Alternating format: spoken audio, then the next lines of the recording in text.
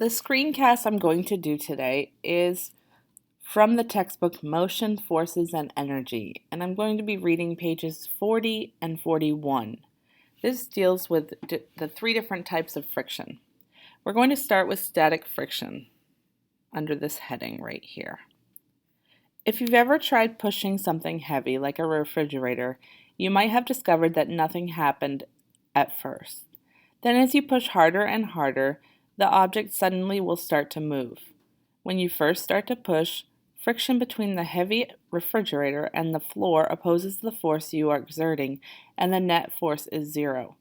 The type of friction that prevents an object from moving when a force is applied is called static friction. Static friction is caused by the attraction between the atoms on the two surfaces that are in contact. This causes the surfaces to stick or weld together where they are in contact. Usually as the surface gets rougher and the object gets heavier, the force of static friction will be larger. To move the object, you have to exert a force large enough to break the bonds holding two surfaces together. The next friction is sliding friction. While static friction keeps an object at rest, sliding friction slows down an object that slides if you push an object across a room. You notice the sliding friction between the bottom of the object and the floor. You have to keep pushing to overcome the force of sliding friction. Sliding friction is due to the microscopic roughness of two surfaces, as shown in figure 5 below, if you look right here. A force must be applied to move the rough areas of one surface past the rough areas of the other. The brake pads in a car use sliding friction against the wheels to slow the car. Bicycle brakes, shown in figure 6A, work the same way.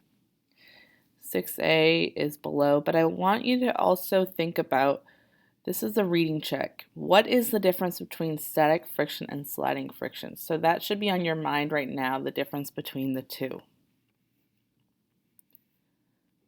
And this is figure 6. And we're going to talk about rolling friction now. Another type of friction, rolling friction, is needed to make a wheel or tire turn. Rolling friction occurs between the ground and the part of the tire touching the ground as shown in figure 6B. Rolling friction keeps the tire from slipping on the ground. If the bicycle tires are rolling forward, rolling friction exerts the force on the tires that pushes the bicycle forward. It's usually easier to pull a load on a wagon or cart that has wheels rather than to drag the load along the ground. This is because rolling friction between the wheels and the ground is less than sliding friction between the load and the ground. And this concludes the assignment for 40 and 41. Make sure you've done the assignment that goes with it so that you have the notes you need. Thank you.